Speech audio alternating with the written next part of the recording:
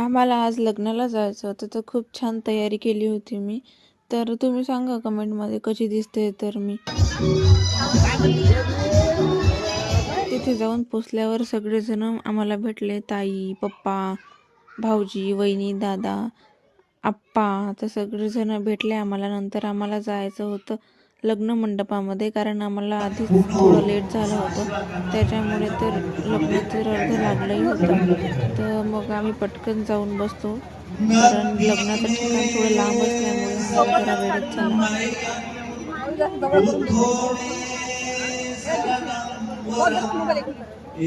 त्याच्यानंतर आम्ही जेवून घेतलं, कारण आम्हाला तिथे मंदिरात जायचं होतं. मंदिरात जायच्या अगोदर चप्पल वगैरे सगळे तिकडेच काढून घ्यावं लागते आणि असं पाण्यातून यावं लागते. तर आधी आम्ही या मंदिराला भेट दिली होती, पण आतमध्ये मंदिराच्या काही गेलो नव्हतो, कारण तिथं लग्न वगैरे प्रोग्राम होतात तिथं. आणि हे मंदिर म्हणजे भुलभुलैया टाईप आहे, कारण कुठेही गेलं तर एकाच ठिकाणी येतो आपण. तर आमचं पण असंच झालं होतं काही.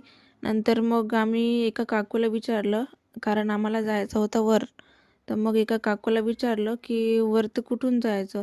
तर काकू म्हणत की तुम्ही इथून सरळ जा आतमध्ये.